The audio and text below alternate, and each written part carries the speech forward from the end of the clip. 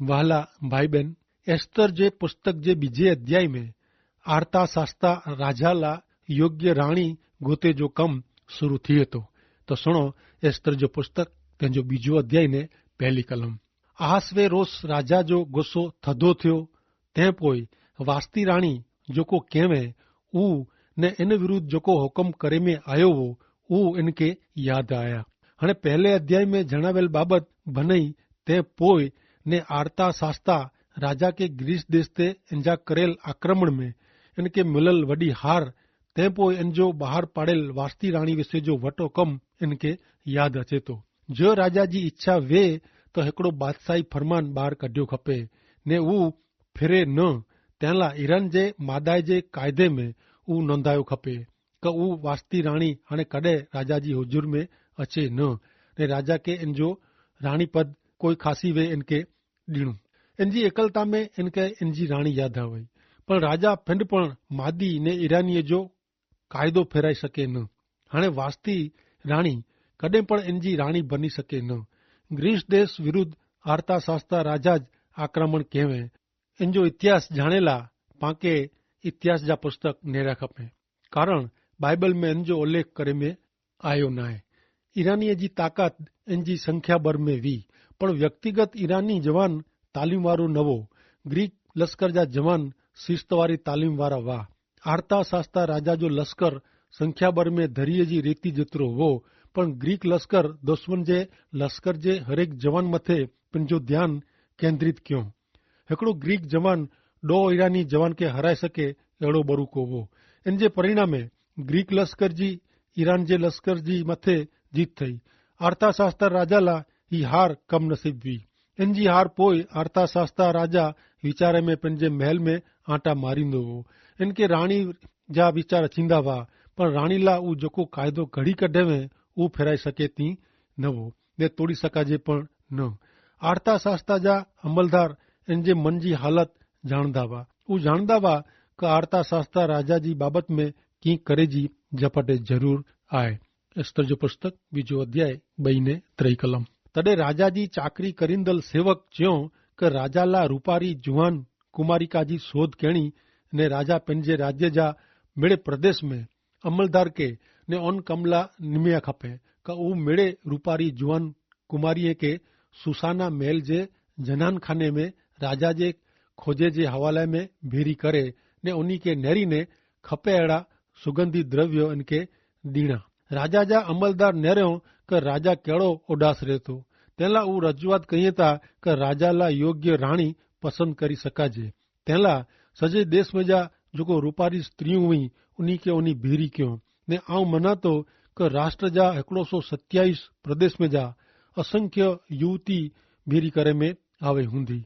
एस्तर जो पुस्तक बीजो अध्याय ने 4 कलम।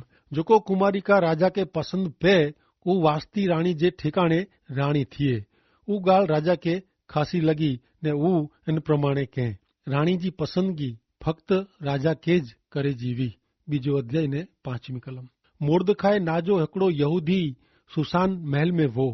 ऊ कीस जो पुत्र सिमई जो पुत्र याईर जो पुत्र वो। ऊ बिन्यामिनी वो। हेवर सुधी एस्तर जे पुस्तक में जाने के मुख्य द्रव्य ला तख्तो गोठवाई वियो हो पा बिन यहूदी राज दरबार जो द्रव्य नेरी रहिया आहियूं।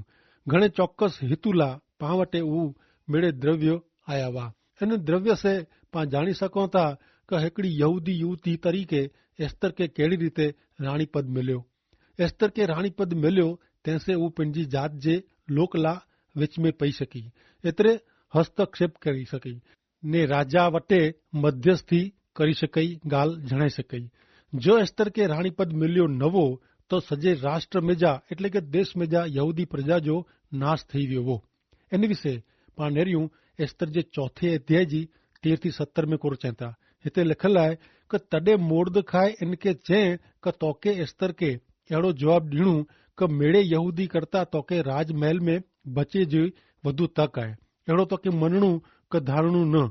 जो तू हिन टाणे साव छानी मानी वेही रोने तो यहूदी प्रजा ला मदद ने बचाव बई जगह नु मिलदा पण तोजे ने तोजे पिताजी कुटुंब जो नाश थी वेंदो ने तोके राणी पद मिलियो है वो अड़े ज टेमला न हूंदो वो केर जाणी सके। तॾहिं एस्तर इनके चई कि आके मोर्दखा के अहिड़ो जवाब ॾियणो कि वन सूसा में जेतिरा यहूदी आई उन मिणी के भीड़ा कर ने अई मेड़े अज मुला उपवास करियो 3 ॾींहं सुधी रात जो क ॾींहं जो आके कीअं खेणू क पीणू न आऊं ने मुंहिंजी दासी पण इन ज प्रमाणे उपवास करीबो जकी ऊ नियम विरुद्ध आहे त पण आऊं राजा वटे वेंदी जो मुंहिंजो नाश थिए त भले थिए। तॾहिं मोर्दखाए पंहिंजे रस्ते वियो ने एस्तर जेको आज्ञा ॾिने इन प्रमाणे कंहिं राज्य दरबार में राजा जे महल में पाके ईश्वर जो हथ हाणे ॾेखारींदो। गीत शास्त्र जो पुस्तक तंहिंजो 138 अध्याय ने तंहिंजी 3 कलम ने 6-8 कलम में लिखल आहे कि आऊं विनंती कई उन ज ॾींहुं तूं मूंखे जवाब ॾिने ने आत्मबर ॾेई ने मूंखे बरूको के जेकी यहोवा महान आहे त पण ऊ दीन जन ते એટલે કે ગરીબ તે ધ્યાન રખે તા પણ અભિમાનીએ કહેતા ऊ पर्याનું જ ઓળખે તા જો મૂકે સંકટ में હલણો પવंदो તો પણ તું મૂકે જીરો રખને મુझे दुश्मन जे गुस्से सामे तू तोजो हथ लम्बो કરીને ने तोजो जमणो हथ मूंखे तारींदो ने बचाईंदो मुझे बारे में जेकी आहे ऊ यहोवा पूरो कईंदा। हे ईश्वर तोजी कृपा सदा सर्वकाळ टेके वारी आहे तू तोजे हथ जे कम जो त्याग न कर। अना हेवर सुधी राजा जे महल में कोई आत्मिक बाबत निरेला मिलई नाहे। राजा जो महल साव ईश्वर वगर जो वो महल में वारंवार दारू जी महफिलूं थींदी हुई पण ईश्वर हाणे विच में पवंदा पाके ईश्वर जी जोगवाई निरेला मिलदी। ईश्वर मेड़े बनाव गोठवीए था जेथी योग्य टेम ते पंहिंजे लोक ला हस्तक्षेप ला उन वटे कोई व्यक्ति हूंदी। ईश्वर मेड़े बाबत मथे पंहिंजो अमल कईए था। गीत शास्त्र जो पुस्तक 113 अध्याय तेंदी 4-8 कलम में चेता कि ईश्वर मेड़े प्रजा मथे सर्वोपरि अधिकारी आहे ने उन्ही जो गौरव आकाश करता वडो आहे। पांजे देव यहोवा जड़ो केर आहे ऊ पंहिंजो रहठाण ऊंची जगह ते रखे तो। आकाश ने पृथ्वी में जेकी आहे ऊ यहोवा नरेला पेन के दीन करे तो। ऊ धूड़ में जा राख के गरीब के कुठी गने तो ने ओकड़े मथा गरीब के चढ़ती में कुठी अचे तो तेला ऊ अमीर उमराव साथे विंधल थिया। ही पदार्थ पाठ पाके एस्तर जे पुस्तक में सीखे जो मिले तो। घणे विश्वासी अज ईश्वर जी इच्छा के केंद्र में न पण उन्हीं जी सरहद ते रखें था ने जीवे था। ऊ ईश्वर इच्छा प्रमाणे वर्ते न था ते छता ईश्वर पंहिंजी जोगवाई से उन्हीं के अग्या डोरिए था।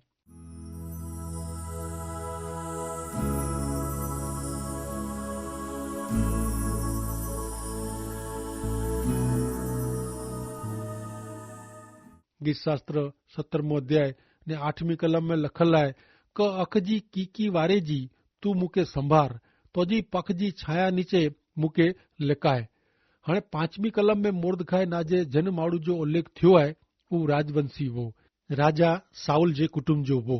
एस्तर जो पुस्तक 2 अध्याय ने 6 कलम। यहूदा जो राजा यखोन्या जोको बाबिल जो राजा नबुखाद नेसर के कोठी वियो वो इन भेरा जोको बंदीवान थईने व्याबा उन्हीं ब्यूरो इनके पण यरूशलेम कोठी वेने में आयो वो। यसाया प्रबोधक मार्फते ईश्वर जी करेली भविष्यवाणी प्रमाणे ईश्वर पंहिंजे लोक के वतन जे देश में पाछा फेरे जी परवानगी ॾिनो। ईरान जो राजा कोरेस वटकम बार पाड़ी ने हिन लोक के उन्हीं जे देश में पाछा फेरे जी परवानगी ॾिने में लोग जोको ईश्वर जी इच्छा जे केंद्र में वाह ऊ लोग वतन में पाछा फेरिया जकी लोग घणे ओछा पाछा फेरिया वडे भाग जा लोग उन्हीं जी गुलामी जे देश में रहा। वतन में पाछा फेरे जी उन्हीं के रजा हुई छता पण उन्हीं वतन में पाछो फेरे जो पसंद क्यों न। हिन लोग जे टोरे में मोर्दखाए पण वो ही मोर्दखाए ना जो माड़ू राजा जे महल में वो इन जो अर्थ अड़ो थिए कि वो राजा जी नौकरी कईंदो वो। एस्तर जो 10 अध्याय ने 3 कलम में इन विषय चेता कि यहूदी मोर्दखाए अहासवे रोस राजा नु बे दरजे जो ने यहूदीअ में महान पुरुष लिखंदो वो ने पंहिंजे देश बंधु जो मानीतो वो कारण ऊ पंहिंजे लोक जो कल्याण थिए अहिड़ो नरींदो वो ने ऊ वधारे ने वधारे आबाद थिए तेला प्रयत्न कईंदो वो। हाणे नेरियूं अॻियां एस्तर जे पुस्तक जे 2 अध्याय जी 7वीं कलम। ऊ पंहिंजे काका जी छोकरी हदासा एतिरे एस्तर जो उछेर करीने वॾी कई वई की क इन जा माउ बाप न हुआ।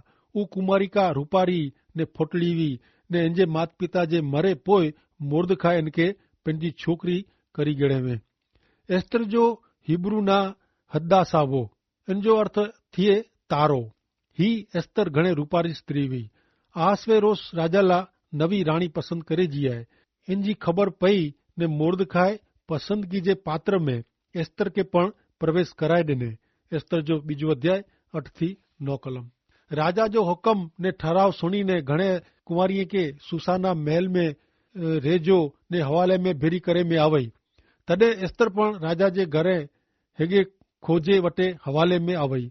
ऊ कुंवारी इनके पसंद पई, तंहिंला इन ते महिरबानी थई ने ऊ झपाटे ऊ राजा जे घर में जा इनके खपे अहिड़ा सुगंधी द्रव्य, खासो भोजन ने इनजे मोभे प्रमाणे 7 दासी ॾिने। वरी इनके इनजी दासी के जनान खाने में मीणीनु खासी रूम पण मिलई। हिन परिस्थिति में आके ईश्वर जी जोगवाई के चौक्कस ॾिसांदी हूंदी। ईश्वर हाणे परिस्थिति के पंहिंजे हथ में गिने था।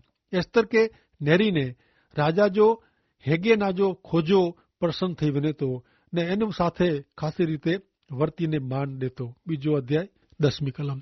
एस्तर पंहिंजी जात गोत्र को वंश जी कंहिंखे माइती ॾिने न, कीअं क मोर्दखाए इनके कीअं चेजी मनाए कयवे। 20वीं कलम। मोर्दखाए जे जणाए प्रमाणे अना एस्तर पंहिंजी जात का गोत्र विषय कंहिंखे जणाए न वे। एस्तर मोर्दखाए जे घरे रहंदी हुई, तंहिं वारे जी हैवर पण इनजी आज्ञा पारींदी हुई। याद रखो क यहूदी लोग बाबेल में गुलाम हुआ। बीजो अध्याय 11वीं कलम। एस्तर जी कहिड़ी हालत आहे ने इन जो क्रोध थींदो ऊ जाणे ला मोर्दखाए रोज जनान खाने में सामे आटा मारींदो हो।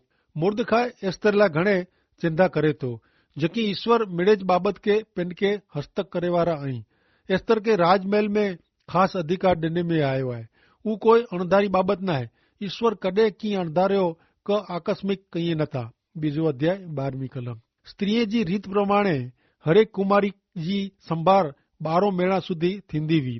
कीअं क उन्ही के तैयार करे जा ॾींहं हिन ॾीते पूरा थींदा हुआ। एतिरे 6 मास बोड़ में तेल से, 6 मास सुधी सौगंध पदार्थ से ने स्त्रीअ के पावन कईंदल पदार्थ से उन्ही के तैयार करे में अचींदी हुई। पोइ अहासवेरोस राजा जी हजूर में वञे जो वारो अचींदो हो।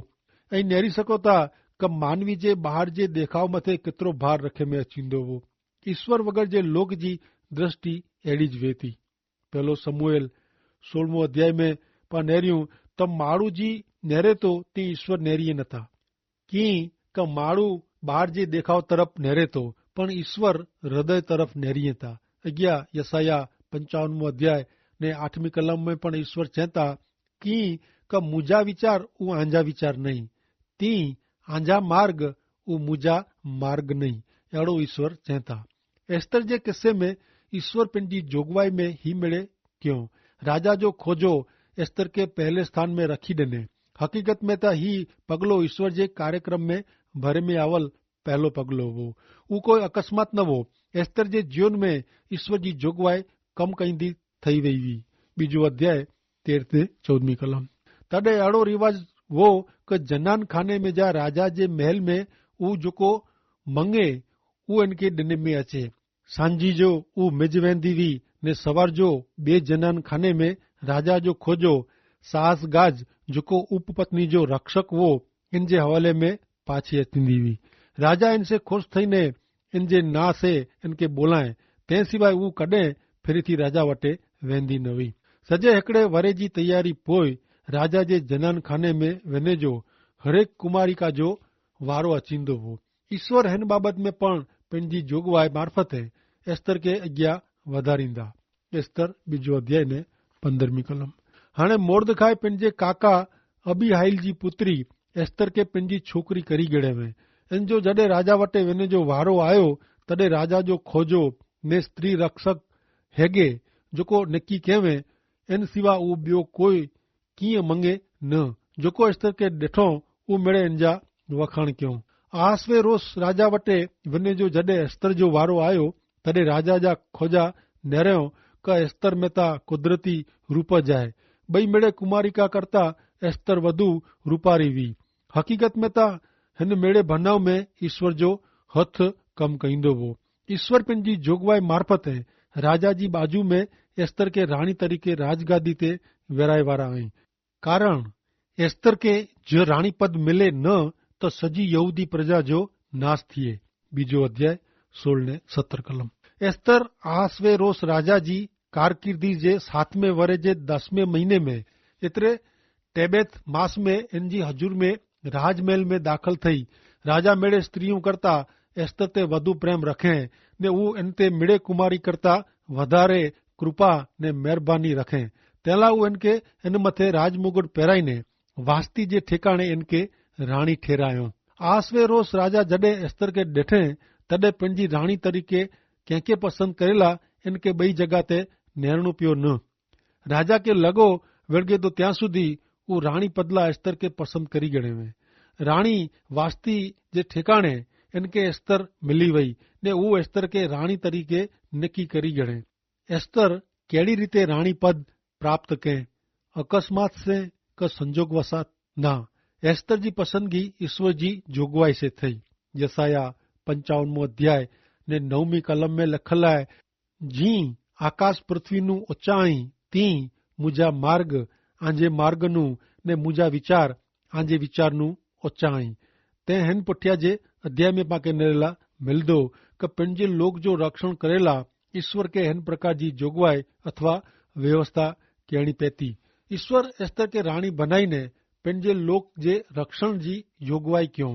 हिन कारणे ज अगाउ जे अध्याय में पासा में बिन यहूदी दरबार मेजबानी ने दारू जी महफिल जा दृश्य ॾिने में आया हुआ। ईश्वर इच्छे था क मनुष्य ने शैतान जे व्यवहार में पा ईश्वर जेको हस्तक्षेप कयूं था उहो नेरी सकूं। मुश्किली जे समय में ईश्वर जे बालक ला ही मेड़े बनाव दिलासे जहिड़ी ने उत्तेजन जहिड़ी ॻाल्हि आहे। गीत शास्त्र जे पुस्तक जे 37वें अध्याय जी पहली बीजी ने 9 थी 13 कलम में जणाइए था, को भूंडो करींदल ते तू खारो थीजे न ने अन्याय करींदले जी ईर्षा करीजे न। की क ऊ झपाटे घाह वारी जी कपाई वेंदा ने नीली वनस्पति वारे जी चिमराई वेंदा। की क दुष्कर्मीअ जो संहार थींदो पण ईश्वर ते भरोसो रखंदल देश जो वतन भोगवींदा। की क थोड़े वक़्त में ज ऊ दुष्ट ने बूंढा वाह न वाह जड़ा थी वेंदा। तू इन जे मकान के ध्यान से गोतीने पर इन जो ना क निशान मिलदो न। नम्र लोग देश जो वतन मेड़वींदा ने घणे शांति में मजा कईंदा। दुष्ट ने बूंढा न्याय विरुद्ध युक्ति घड़िए था ने इन सामे पंहिंजा दंध बीड़िए था। प्रभु नेरिए था क इन जो विनाश नजीक आयो आहे, तेला वो इन जी मस्करी कईंदो। ही घटना घणे महत्व जी आहे। हिकड़ी गुलाम युवती ओचिंती दुनिया जे वॾे राष्ट्र जी राणी बनी वेंदी। हाणे उन देश में यहूदी विरुद्ध जो वीचार वो इन वीचारे यहूदी प्रजा जो नाश कई वधेवे ने यहूदी प्रजा जो ईश्वर जो हेतु संपूर्ण नाबूद थी वियो हो। पण जॾहिं यहूदी प्रजा ला मुश्किली आवई तॾहिं उन्ही जो बचाव करेला एस्तर घणे महत्व जे स्थान मथे गोठवाई वई हुई। ईश्वर एस्तर के हिन स्थान मथे वेरायो हो। बीजे अध्याय जी 18वीं कलम सुनो। उन टाणे राजा पंहिंजे मेड़े सरदारे के ने पंहिंजे सेवके के वॾी मेजबानी ॾिने। ऊ मेजबानी एस्तर जे मान में वी। ऊ प्रदेश में ऊ ॾींहुं त्योहार तरीके पारे जो हुकम ॾिने ने राजा के शोभे अहिड़ी बख़्शीसूं ने भेंट ॾिने। आके याद हूंदो मित्र क एस्तर जे पुस्तक जी शुरूआत मेजबानी से थी हुई। हाणे हिते हिकड़ी ॿई मेजबानी ॾिने में आवई आहे। एस्तर जे मान में ॾिने में आवल ही मेजबानी। राजा एस्तर ला एतिरो ख़ुशि थी वियो हो त सॼे राष्ट्र मथां हरेक प्रकार जा करवेरा नाबूद कए। बीजे अध्याय जी 19वीं कलम सुनो। ॿैयार कुंवारीअ के बेरी करे में आवई तॾहिं मुर्दखाए राजा जे दरवाजे वटे वेठो हो। मुर्दखाए के हाणे हिकिड़ो नवो स्थान मिलियो आहे। नौकरी न पण ख़ासो स्थान। मुर्दखाए राजा जे दरवाजे वटे बीहे थो। इन जो अर्थ अहिड़ो थिए क इनके हिकिड़ो न्यायाधीश बनाए में आयो आहे। झूने समय में न्यायालय दरवाजे में भेरो थींदो हो। ही हिकड़ी मज़ा पे अहिड़ी बाबत आहे। हिकड़ी बाजू एस्तर राणी बनी वई आहे जॾहिं ॿई बाजू मुर्दखाए न्यायाधीश बनी वियो आहे। मुर्दखाए जे फरमाए प्रमाणे अना एस्तर पंहिंजी जात ने गोत्र विषय कंहिंखे चए न वे। एस्तर मुर्दखाए जे घरे रहंदी हुई। त्यारनू अना पण उहो इन जी आज्ञा पारींदी हुई। एस्तर खरेखर हिकड़ी नोंधपात्र व्यक्ति आहे जेकी ऊ राजा जी राणी बनई छतां पण इनके वडी करींदल मोर्दखाई जी सूचना जो अना पण ऊ अमल करे थी। एस्तर जो पुस्तक बीजो अध्याय 21 थी 23 कलम। मोर्दखाई राजा जे दरवाजे में वेठो वो ते दरमियान राजा जे दरवाजे मिजाजो बीगनाथ ने टेरेस नाजा ब खवास खारा थईने आसवेरोस राजा ते हमलो करे जी कोशिश क्यों। उन गाल जी मोर्दखाई के खबर पई। ऊ एस्तर के ऊ जणाए ने एस्तर मोर्दखाई जी गाल राजा के चई ॾिने। उन गाल जी तपास थई ने ऊ गाल सच्ची मालूम पई ने तेला उन्ही हमलो कईंदल बॉय के हिकड़े झाड़ मथे फांसी ॾिने में आवई ने राजा वटे ऊ रोंदो वो। ऊ काल वर्तान जे पुस्तक में इनजी नोंद करे में आवई। हिन बनाव जो वडो महत्व आहे। राजा जो जीव गिने जी गाल जी खबर मोर्दखाई के पई वने थी ने ऊ गाल एस्तर राणी के जणाए तो ने एस्तर तेरीए हिन गाल जी जाण राजा के करे थी। हिन बाबत जी तपास करे में अचे थी ने ऊ सच्ची आहे अहिड़ी खबर थींदे ज राजा जो जीव गिने जी योजना कईंदल बॉय खुनी के फांसी जी सजा करे में अचे थी। हिते हिकड़ी बाबत घणे नोंदपात्र लगे थी। मोर्दखाई जेको वखाणे लायक कम केवे तंहिंसे कोई इनाम का वखाण पण कोई इनजा करे नथो। इन ते कोई ध्यान पण ॾे नथो। राजा जो जीवन बचायला इनजा वखाण थिया खपे ने इनके राजा तरफ से इनाम पण मिलिया खपे। पण इनजी कीअं कीमत थई न। अहिड़ो कुलाए ईश्वर सॼी परिस्थिति पंहिंजे हथ में रखियो हुयो। ईश्वर पंहिंजी जोगवाई से ही सॼो बनाव अॻियां वधारी रहियाई। गीत शास्त्र पुस्तक 18 अध्याय तंहिंजी 2 ने 3 कलम में चवनि था कि ईश्वर मुंहिंजो खड़क मुंहिंजो किलो मुंहिंजो बचाईंदल आहे। मुंहिंजो देव मुंहिंजो गढ़ इन ते आऊं भरोसो रखंदो। ऊ मुंहिंजो बख्तर मुंहिंजो तारन जो संग ने मुंहिंजो उच्चो बुरज आहे। यहोवा एतिरे का ईश्वर स्तुति पात्र आहे। इनके आऊं विनती कईंदो ई आऊं मुंहिंजे दुश्मन से बची वेंदो। आमीन।